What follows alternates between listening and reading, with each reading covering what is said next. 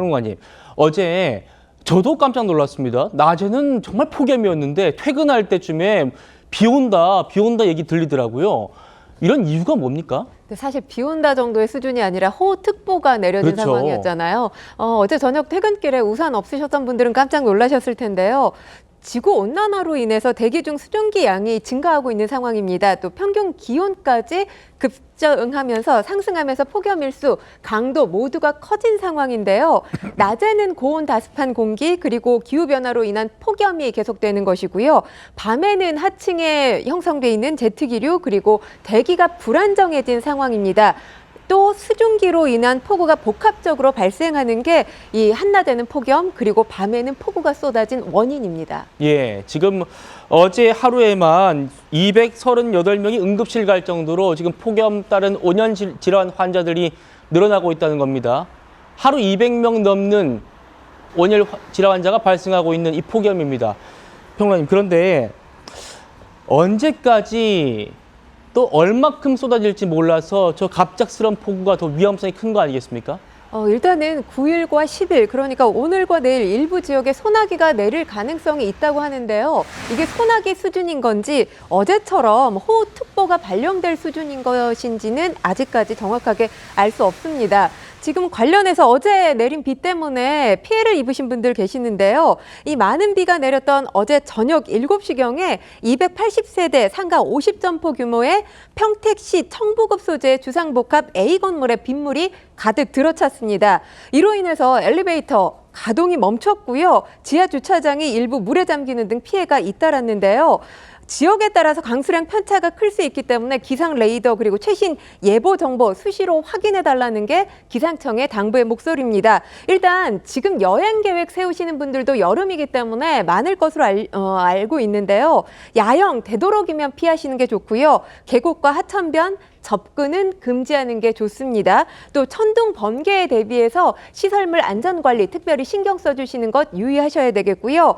가시거리가 짧고 이 도로가 미끄러운 곳에서는 특별히 안전운전 더욱더 신경 쓰셔야겠습니다. 예, 날씨가 왜 이래? 날씨가 정말 미쳤다라는 말씀들 많이 하십니다. 어젯밤에는 저렇게 비가 쏟아졌는데 오늘 오후 다시 폭염이 또 시작됐습니다. 지금 보시는 모습이 서울 남산에서 열화상 카메라로 도심 쪽을 찍은 모습입니다. 이 열화상 카메라가 온도가 높은 곳은 붉은색으로 또 낮은 곳은 푸르게 표시가 되는데 지금 보시는 것처럼 이순신 장군님도 42.4도십니다.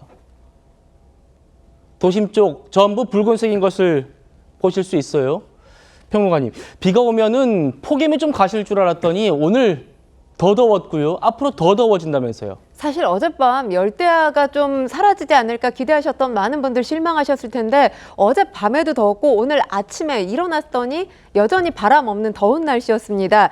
이 오후에 폭우가 내렸던 서울 영등포, 양천의 오전 최저 기온, 그러니까 체감 기온을 말씀을 드리면 아침에 이 정도는 느끼셨을 거예요. 30.1도, 29.8도였습니다. 그러니까 아침부터 찌는 더위를 맛보셨을 그런 날씨였는데요. 전날과 비교해 봤더니 이게 0.5도가량 높은 겁니다. 경기 광명시도 폭우가 내렸었는데 이런 수도권 지역의 체감 온도 또한 30도를 넘어선 그런 상황이었습니다.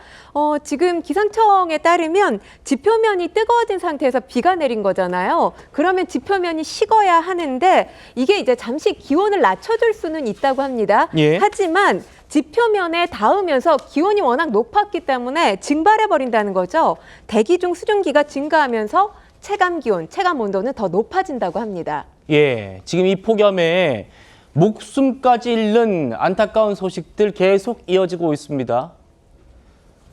이번에는 20대 일용직 노동자가 처음 출근한 날에, 첫 출근 날에 사망하는 사고가 발생했다고 합니다. 20대 베트남 노동자분인데 첫 출근 날 의자에 앉은 채로 숨졌다는 겁니다. 평론가님, 이 경북 구미에서 발생한 사고인데 구미가 도대체 얼마나 더웠길래 그런가요? 7일 이 사망 사고가 발생을 한 건데요. 이 사고 당시 구미 낮 기온이 37.2도였습니다. 예. 그리고 구미가 지난달 29일부터죠. 폭염 경보가 내려져 있었던 상황이었던 겁니다. 이 한 아파트 공사장에서 A씨 20대고요. 베트남 국적인데요. 앉은 채로 의식을 잃은 상태에서 발견이 된 겁니다. 이 첫 출근을 했던 A씨가 동료들에게 화장실을 다녀오겠다 이렇게 말하고 자리를 비웠던 건데 A씨 아무리 기다려도 돌아오지 않는 것이었습니다. 그래서 A씨를 찾아서 동료들이 나서게 됐고요.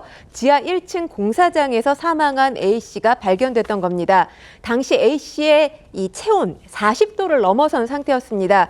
경찰과 보건당국은 A씨의 사망 원인을 온열 질환으로 추정하고 있고요. 부검을 실시할 예정인 것으로 전해집니다. 평론가님, 한반도가 이불을 두 겹이나 덮고 있다 이런 또 표현들도 있던데 지금 어떤 상황인 거예요? 정말 이불을 두 겹이나 덮은 것 같은 매일매일을 우리가 보내고 있는데요. 기상청에 따르면 지금 티베트 고기압과 북태평양 고기압이 우리나라 상공에 두 겹의 공기 이불을 덮고 있는 상황이라고 합니다. 태백산맥을 넘으면서 뜨거워진 동풍의 영향으로 이 7월 상순 최고 기온 기록이 전국 곳곳에서 지금 바뀌고 있는 상황인데 예. 일종의 팬 현상이라고 할 수 있죠.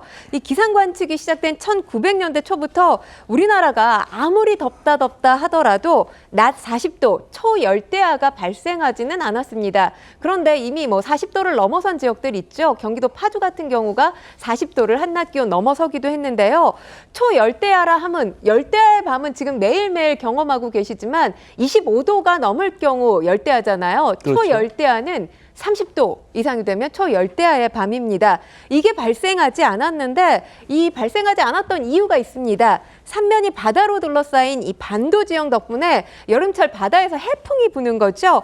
그래서 대기의 과도한 열을 억제해줬고요. 또 산이 많았기 때문에 뜨거운 공기가 들어와도 광범위하게 오래 머물지 못했기 때문에 초열대야, 낮 40도 이런 현상이 없었던 건데 지금은 달라졌다라는 거죠. 예. 계절과 기상 패턴이 붕괴했다는 게 전문가들의 목소리입니다. 붕괴됐다. 네, 그렇습니다.